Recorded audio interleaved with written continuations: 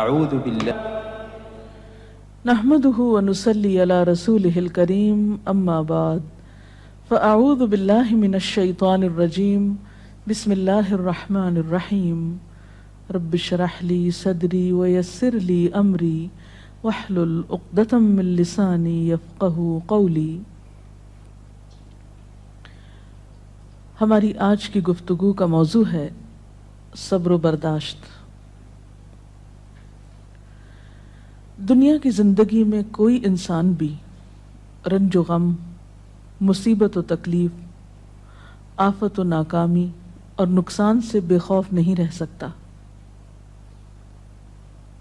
ہر انسان پر کسی نہ کسی وقت ایسی چیز آتی ہی ہے جو اسے ناگوار ہوتی ہے، جو اسے ناپسند ہوتی ہے، اور یوں بسا اوقات انسان کو ناپسندیدہ حالات میں ڈال کر اس کی آزمائش کی جاتی ہے۔ قرآن پاک میں اللہ تعالیٰ فرماتے ہیں وَنَبْلُوكُمْ بِالْخَيْرِ وَالشَّرِّ فِتْنَةً، ہم تمہیں اچھے برے حال میں مبتلا کر کے تمہاری آزمائش کریں گے۔ ایک اور جگہ پر فرمایا خَلَقَ الْمَوْتَ وَالْحَيَاةَ لِيَبْلُوَكُمْ أَيُّكُمْ أَحْسَنُ عَمَلًا، اس نے موت اور زندگی کو بنایا تاکہ وہ تمہارا امتحان لے کر دیکھے، تمہیں آزما کر دیکھے کہ تم میں اچھے کام کون کرتا ہے۔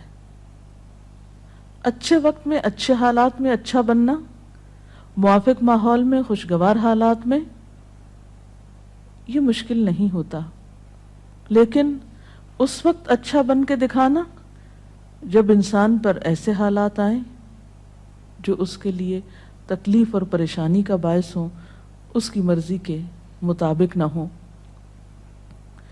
ایسے میں ہی کسی انسان کا صحیح طور پر پتہ چلتا ہے کہ وہ دراصل کیسا انسان ہے۔ اب جب بھی کوئی مشکل آتی ہے یا مصیبت آتی ہے تو اس وقت انسان کے سامنے دو راستے ہوتے ہیں۔ ایک تو یہ کہ اس مشکل یا مصیبت کا صحیح طور پر مقابلہ کرے، اس میں مثبت رویہ اختیار کرے، صبر سے کام لے، اور دوسرا راستہ یہ کہ انسان اس پر چیخے چلائے، پریشان ہو، حواس کھو بیٹھے، مایوسی کا شکار ہو۔ اب ان دونوں راستوں کو دیکھ کر آپ خود فیصلہ کر سکتے ہیں کہ کون سا راستہ آپ کے حق میں زیادہ مفید ہو سکتا ہے۔ کسی بھی آنے والی مشکل یا آزمائش کو اگر انسان رب کا فیصلہ سمجھ کر قبول کر لیتا ہے تو اس صورت میں انسان کے اندر صبر آ جاتا ہے، اور اگر انسان مایوس ہوتا ہے، اس فیصلے کو قبول نہیں کرتا، اللہ سے ناراض ہوتا ہے، تو حاصل کچھ بھی نہیں ہوتا، اس اجر کو بھی چھوڑ بیٹھتا ہے جو صبر کی صورت میں اسے اس مصیبت پر مل سکتا تھا، اس سے بھی ہاتھ دھو بیٹھتا ہے، اور دوسری طرف مسئلہ حل بھی نہیں ہوتا۔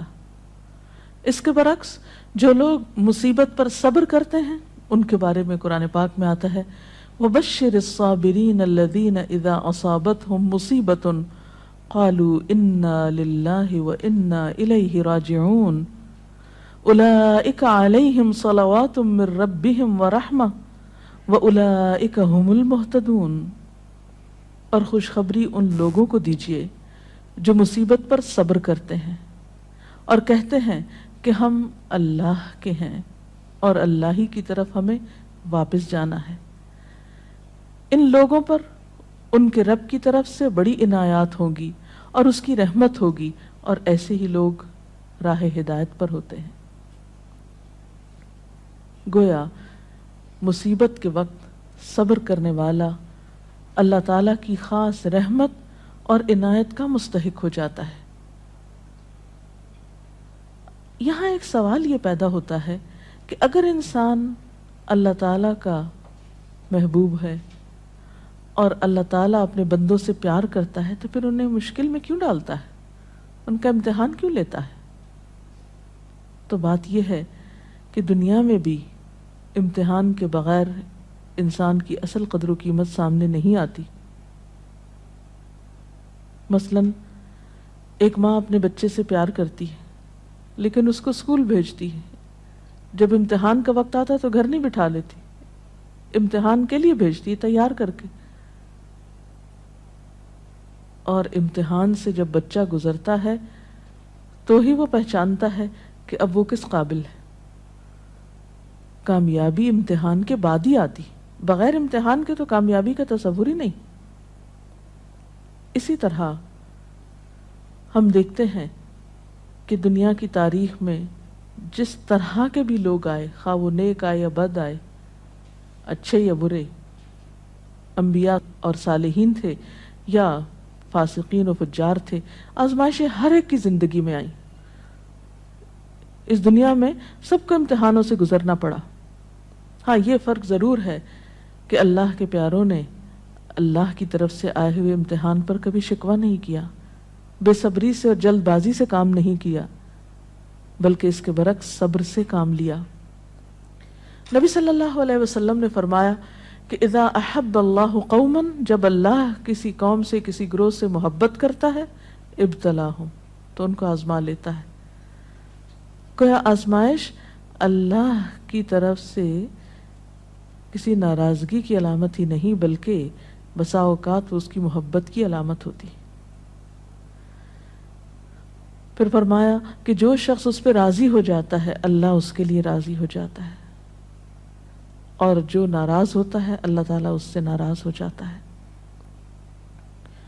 لیکن وہ لوگ جو کسی بھی دکھ، تکلیف اور آزمائش کے وقت صبر کرتے ہیں تو ان کے بارے میں خوشخبریاں بھی ہیں۔ ایک جگہ پر آتا ہے ان اللہ مع الصابرین، اللہ صبر کرنے والوں کے ساتھ ہے۔ وبشر الصابرین، صبر کرنے والوں کو بشارت دے دو۔ اور قیامت کے دن تو صبر کرنے والوں کا اجر بے پناہ ہے۔ حدیث میں آتا ہے قیامت کے روز دنیا میں عافیت سے رہنے والے جب آزمائش میں مبتلا لوگوں کے اجر کو دیکھیں گے، یعنی قیامت کے دن جو ان کو اجر ملے گا اس کو دیکھیں گے تو تمنا کریں گے کہ اے کاش دنیا میں ہماری جلد کینچیوں سے کاٹ دی جاتی اور ہم بھی صبر کرتے اور آج ہمیں بھی اتنا بڑا اجر ملتا۔ اور اس کے علاوہ جو بھی مصیبت، تکلیف، حتیٰ کہ کانٹا بھی چبھتا ہے بندہ مومن کو تو اللہ تعالیٰ اس کے بدلے میں بھی انسان کے گناہ معاف کرتا رہتا ہے۔ اس لیے کبھی بھی اس بات پر پریشان نہیں ہونا چاہیے کہ کوئی مصیبت جو آ گئی تو یہ شاید اللہ تعالیٰ کی ناراضگی ہی کا ذریعہ ہے، نہیں، اسی پریشانی میں آپ اللہ کی رضا کو بھی پا سکتے ہیں۔ نبی صلی اللہ علیہ وسلم نے فرمایا جس مسلمان کو کوئی قلبی اذیت، جسمانی تکلیف، بیماری، رنج، دکھ، غم، کچھ بھی جو پہنچتا ہے، حتیٰ کہ اگر اسے کانٹا بھی چبھ جاتا ہے اور وہ اس پہ صبر کرتا ہے تو اللہ تعالیٰ اس کے بدلے اس کے گناہوں کو معاف کر دیتا ہے۔ اس لیے تکلیف مانگنی تو نہیں چاہیے، عافیت کی دعا پسندیدہ ترین دعاؤں میں سے ہے، لیکن اگر تکلیف آ جائے تو اس پر واویلا نہیں کرنا چاہیے، اس کو اللہ کا فیصلہ سمجھ کر قبول کر لینا چاہیے اور اس وقت صبر سے کام لینا چاہیے۔ اب سوال یہ پیدا ہوتا ہے کہ صبر کیا کیسے جائے؟ تو اس کے لیے شعوری کوشش کی ضرورت ہوتی ہے۔ حدیث پاک میں آتا ہے من یتصبر یصبرہ اللہ، جو صبر کرے گا اس کو اللہ صبر دے دے گا۔ تو گویا سب سے پہلے نیت اور ارادے کی ضرورت ہے، اللہ کے فیصلے کو قبول کرنا، ایکسپٹ کر لینا کہ جو ہونا تھا ہو گیا، آپ اسے تبدیل نہیں اب کر سکتے۔ مثلا کوئی شخص فوت ہو گیا، آپ اس کو دنیا میں لا تو نہیں سکتے، اب کیا اللہ کے فیصلے کو قبول کر لیجئے اور اس طرح بہیو کیجئے کہ اللہ راضی ہو جائے کہ ہاں اس میرے بندے نے میری بات کو قبول کر لیا، اس کا برا نہیں مانا۔ پھر اسی طرح انسان اپنے رب کی طرف سے ملنے والی نعمتوں کو اس موقع پہ یاد کرے۔ جب ایک چیز جاتی ہے تو بہت سی ہمارے پاس بھی تو ہوتی ہیں، عموماً ہم اس کے پیچھے تو بہت روتے ہیں جو چلی جاتی ہے، اور جو نعمتیں ابھی ہمارے ہاتھ میں ہیں، ابھی ہمارے پاس ہیں، ان پر ہماری توجہ ہی نہیں جاتی۔ مثلا خدا نخواستہ بچوں میں سے اگر ایک فوت ہو گیا تو باقی تو ہیں۔ اگر خدا نہ خواستہ اولاد نہیں تو والدین تو ہیں، وہ نہیں بہن بھائی تو ہیں، صحت سلامتی عطا کی ہے، ساری نعمتیں اگر انسان ان کا احساس کرتا رہے، ان کا ذکر کرتا رہے، ان کو تسلیم کرتا رہے، تو انسان کے اندر صبر و رضا کی کیفیت پیدا ہوتی ہے۔ اور پھر اگر پھر بھی دل میں صبر نہ آئے تو ان لوگوں کے حالات پر نظر ڈالی جائے جو ہم سے زیادہ مصیبتوں کا شکار ہیں۔ اگر ہم کسی ایک بیماری میں خدا نخواستہ مبتلا ہیں تو ان لوگوں کو جا کر ہسپتالوں میں دیکھیے جو ایک وقت میں کئی ایک بیماریوں میں مبتلا ہیں۔ تو ہمیشہ تکلیف میں اپنے سے بڑی تکلیف والے پہ نظر ڈالیں گے تو اپنی بھول جائیں گے۔ اور اس کے ساتھ ساتھ یہ ہے کہ انسان کو دعا بھی کرتے رہنا چاہیے۔ قرآن پاک میں بھی ایسی دعائیں ملتی ہیں جیسے ربنا افرغ علینا صبرا وتوفنا مسلمین، ربنا افرغ علینا صبرا وثبت اقدامنا، ان دعاؤں کو بھی پڑھنا چاہیے۔ اسی طرح حضرت ابن عباس کا بیان ہے کہ نبی صلی اللہ علیہ وسلم جب کسی رنج و غم میں مبتلا ہوتے تو یہ دعا کیا کرتے تھے، لا الہ الا اللہ رب العرش العظیم، لا الہ الا اللہ رب السماوات و رب الارض و رب العرش الکریم۔ تو اللہ کا ذکر، اس کی دی ہوئی نعمتوں کا شکر انسان کے لیے صبر کے معاملے کو آسان کر دیتا ہے۔ اور حقیقت یہ ہے کہ صبر سے بڑھ کر کوئی چیز نہیں جو انسان کے لیے اتنی فائدہ مند ہو، جیسا کہ ایک بخاری کی حدیث میں آتا ہے، ما اعطی احد عطاء ما اعطی احد عطاء خیرا واوسع من الصبر۔ صبر کی توفیق سے بڑھ کر سمجھ لو کہ بہتر اور عمدہ نعمت کسی اور کو نہیں ملی۔ یعنی جس کو صبر کرنے کی توفیق ہو گئی، ہمت ہو گئی، تو سمجھ لیجئے کہ اس کو سب سے بڑھ کر نعمت مل گئی۔ یہ توفیق رب کی نعمتوں میں سے ایک بڑی نعمت ہے۔ اور ایک اور روایت میں تو صبر کو آدھا ایمان کہا گیا، صبر نصف الایمان۔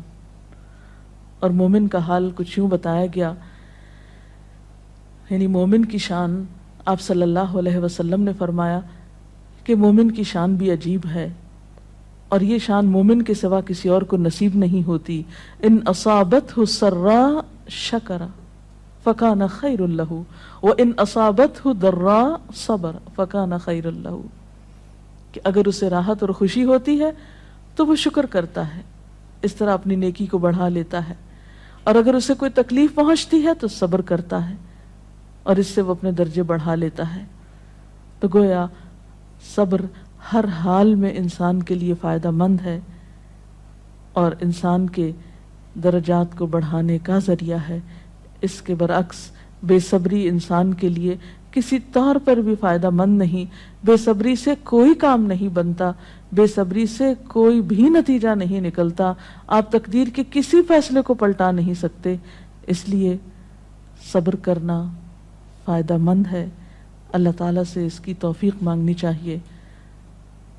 اللہ تعالیٰ ہم سب کو اپنی عافیت میں رکھے، اور اگر اس کے فیصلے سے کوئی آزمائش زندگی میں آئی ہوئی ہے تو اس پر صبر کے ساتھ اللہ سے رجوع کرنے کی توفیق ملتی رہے۔ اس سلسلے میں اگر کوئی سوال ہو آپ کے ذہن میں۔ ایک حالات جو ہمیں بہت ہی کامن نظر آتے ہیں کہ جب کسی کی وفات ہوتی ہے، اور بہت ہی عام دیکھا گیا ہے کہ لوگ بالکل اپنے آپے سے باہر ہو جاتے ہیں، اسے اللہ کی رضا، اللہ کا وقت، جانے والے کا کوئی بالکل انہیں صرف اپنا غم کہ ہم سے یہ چھٹ گیا، اور اتنی استغفر اللہ غلط باتیں کہتے ہیں ان موقعوں پر، اور جب انہیں کوئی سمجھانا چاہے تو وہ اس مینٹل سٹیٹ میں، اس مینٹل فریم آف مائنڈ میں ہوتے نہیں کہ کسی کی بات سننا چاہیں، اور وہ بالکل صبر کا دامن چھوڑے ہوئے ہوتے ہیں۔ تو اس طریقے سے ان ماحول میں لوگوں کو کیسے ڈیل کیا جائے؟ ایسے سب لوگ اپنے بارے میں سوچیں کہ ان کی اس بے صبری نے ان کو کیا دیا، کیا اللہ کا فیصلہ پلٹ گیا، کیا اس بے صبری سے انہیں کوئی اجر ملا، کیا ان کی اس بے صبری سے دوسروں کو کوئی راحت ملی۔ جب انسان بے صبری سے کام لیتا ہے تو وہ نہ صرف یہ کہ خود کو پریشان کرتا ہے بلکہ اپنے آس پاس کے لوگوں کے لیے ایک اذیت کا سبب بن جاتا ہے، ان پہ ایک بوجھ بن جاتا ہے۔ پھر بعض اوقات زبان سے ایسی ناروا باتیں نکالتا ہے کہ اللہ تعالیٰ کو ناراض کر دیتا ہے. حالانکہ دیکھا جائے تو ان ساری چیزوں کے نتیجے میں سوائے خسارے اور ناکامی کے کچھ حاصل نہیں ہوتا. اسی لیے قرآن پاک میں اللہ تعالیٰ فرماتے ہیں وَالْعَصْرِ إِنَّ الْإِنسَانَ لَفِي خُسْرٍ إِلَّا الَّذِينَ آمَنُوا وَعَمِلُوا الصَّالِحَاتِ وَتَوَاصَوْا بِالْحَقِّ وَتَوَاصَوْا بِالصَّبْرِ. قسم ہے زمانے کی، یقیناً انسان نقصان میں ہے سوائے ان لوگوں کے جو ایمان لائے اور جنہوں نے اچھے کام کیے، ایک دوسرے کو حق کی تلقین کرتے رہے اور ایک دوسرے کو صبر کی تلقین کرتے رہے.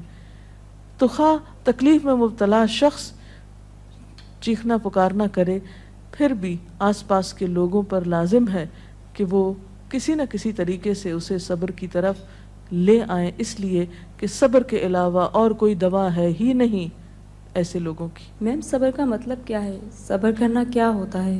صبر کا معنی ہوتا ہے اپنے آپ کو روک لینا، یعنی نیگیٹو ریئیکشن سے روکنا، منفی رویے سے روکنا، ناپسندیدہ حالات میں ناپسندیدہ طرز عمل سے خود کو روکنا، اور ایسے موقع پر ہمت اور دلیری سے کام لیتے ہوئے وہ طریقہ اور وہ طرز عمل اختیار کرنا جو اللہ تعالیٰ کی رضا کا باعث بنے. انسان اسفل سافلین میں نہ جا گرے، اپنے درجے سے انسانیت سے نیچے نہ اترے، اپنی زبان اپنے طرز عمل سے کوئی ایسا مظاہرہ نہ کرے جو انسانیت کے خلاف ہو، ایک مسلمان کی شان کے خلاف ہو، جو اللہ کو ناراض کرنے والا ہو. اسی رویے کا نام صبر ہے. رسول اللہ صلی اللہ علیہ وسلم کی زندگی سے میڈم کی مثال بتائیں، جب ان کو کوئی بہت بڑا لاس ہوا ہو یا کوئی ان سے بچھڑ گیا ہو تو ان کا کیا رد عمل ہوتا تھا؟ اس میں ہم بے شمار مثالیں دیکھتے ہیں.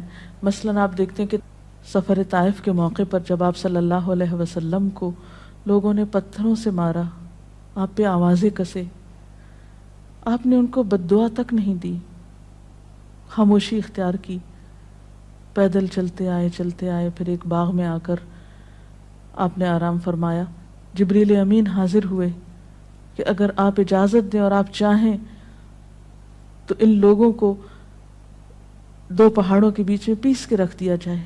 لیکن آپ نے اس موقع پر بھی کوئی بات ایسی زبان سے نہیں نکالی، بلکہ کیا فرمایا کہ اللہ ان کو ہدایت دے، شاید ان کی نسلوں میں سے کوئی ایسا شخص ہو جو ہدایت پا جائے. اور ہم دیکھتے ہیں کہ محمد بن قاسم اسی قبیلے سے تعلق رکھتا تھا جس کی وجہ سے سندھ فتح ہوا اور یہاں اسلام کا دورہ ہوا. اثرات کہاں تک پہنچے صبر کے. اسی طرح اپنی اولاد کے معاملے میں آپ کے بیٹے ابراہیم، جن سے آپ کو بہت پیار تھا، جب وہ فوت ہوئے تو وہ آپ کی گود میں تھے اور آپ کے آنسو ٹپ ٹپ گر رہے تھے. لوگوں نے دیکھا تو کہا اللہ کے رسول صلی اللہ علیہ وسلم آپ بھی روتے ہیں؟ فرمایا کہ ہاں، یہ تو رحمت کی علامت ہوتی ہے. آنکھ آنسو بہاتی ہے، دل غمگین ہوتا ہے، لیکن زبان سے وہی نکلے گا جو اللہ کی رضا ہوگی، یعنی زبان سے کوئی ناپسندیدہ بات نہیں نکلے گی.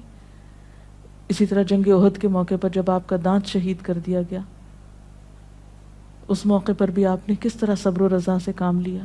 تو گویا خواہ کوئی جسمانی تکلیف ہوئی آپ کو، یا اولاد کی طرف سے تکلیف اور غم پہنچا، یا اللہ کے راستے میں جب کہیں ستائے گئے، تو کسی بھی موقع پر آپ نے کبھی کوئی ایسا طریقہ اختیار نہیں کیا کہ جو اخلاق سے کم ہو. اسی لیے آپ کو یہ اعزاز نصیب ہوا کہ انک لعلی خلق عظیم، بے شک آپ اخلاق کی عظمتوں پر فائز ہیں. اور واقعی بہترین اخلاق اس وقت کسی کا پتہ چلتا ہے، اور بہترین اخلاق والا وہی ہو سکتا ہے جو ایسے موقع پر بہترین اخلاق کو ثبوت دے جب حالات اس کے موافق نہ ہوں، اس کے خلاف ہوں، اس کے نفس کو ناگوار ہوں، اس کے لیے تکلیف دہ ہوں، پریشان کن ہوں. جی کوئی اور سوال؟ یہ صبر کے معاملے میں ہم عورتیں جو ہیں عموماً بے صبری کا زیادہ مظاہرہ کرتے ہیں، خاص کر جیسے کہیں اموات ہو جائے یا کچھ ہو جائے. لیکن کچھ ایسی خواتین بھی ہوتی ہیں جو اس وقت بہت زیادہ صبر کرتی ہیں، لیکن پھر وہی ہماری جو ہم عورتیں جو ہے اس وقت اس کو یہ تانا دیتی ہیں بہت سنگ دل ہے، سخت دل ہے، اور وہ الٹا اس کو متاثر ہونے کے بجائے، اس کو زیادہ اس کو کرنے کے بجائے اس کو تانے دے کے معاشرے میں اس کا جینا زیادہ. تو اس معاملے میں جو ہے امہات المومنین کی کوئی ایسی مثالیں ہوں جو کہ بھئی اس طرح انہوں نے تکالیف میں صبر کیا، اور ہم عورتوں کا ایسے معاملے میں کیا کردار ہونا چاہیے کہ ایسے جو صبر کرتی ہیں خواتین. اس میں آپ دیکھیے کہ حضرت ام سلیم ہیں جن کا بچہ بیمار ہے، شوہر بیمار بچے کو چھوڑ کر جاتے ہیں، واپس آتے ہیں تو بچہ فوت ہو چکا ہوتا ہے. بیوی بہت صبر سے کام لیتی ہے، یعنی ام سلیم جو ہیں بہت صبر سے کام لیتی ہیں، بچے کو ڈھانپ دیتی ہیں، شوہر کا استقبال کرتی ہیں، ان کو کھانا کھلاتی ہیں، آرام کرنے دیتی ہیں، اور پھر بہت عمدہ طریقے سے ان سے کہتی ہیں کہ اچھا ابو طلحہ یہ بتاؤ کہ اگر کوئی شخص تمہارے پاس اپنی امانت رکھے اور پھر امانت لینے کے لیے آ جائے تو تم کس طرح واپس لوٹاؤ گے؟ تو کہنے لگے کہ خوشی کے ساتھ لوٹاؤں گا. پوچھا تم ناراض تو نہیں ہوگے کہ وہ اپنی امانت کیوں لینے کے لیے آگے، یعنی واپس کیوں لے رہا ہے؟ کہا کہ نہیں، ناراضگی کس بات کی؟ تو کہنے لگے کہ دیکھو تمہارا بچہ تمہارے پاس اللہ کی امانت تھا، تمہاری ملکیت نہیں تھا، اللہ کی طرف سے ایک نعمت ملی ہوئی تھی، اللہ تعالیٰ نے اس کو واپس لے لیا. یعنی کس قدر خوبصورت انداز میں وہ اپنے بچے کی وفات کی خبر اپنے ہی شوہر کو دیتی ہیں، کوئی رونا دھونا نہیں، کوئی واویلا نہیں، کچھ بھی نہیں. اسی طرح جنگ احد میں ایک صحابی ہیں جن کے شوہر، جن کے بیٹے، جن کے باپ، جن کے بھائی شہید ہوتے ہیں، ان کو ہر ایک کی شہادت کی خبر سنائی جاتی ہے، لیکن وہ کہتی ہیں مجھے اللہ کے رسول صلی اللہ علیہ وسلم کے بارے میں بتاؤ کہ ان کا حال کیا ہے. اتنے رشتوں کے جانے پر کس قدر صبر سے کام لے رہی ہیں. ایک نہیں بے شمار مثالیں ایسی ہیں، اور اسلام تربیت بھی ایسے ہی کرتا ہے انسان کی. عرب کی ایک مشہور شاعرہ ہیں مرثیہ نگار. دور جاہلیت میں ان کا بھائی صخر فوت ہو گیا، بھائی سے بہت محبت تھی. اس کے فوت ہونے پر بہت دردناک مرثیہ لکھا.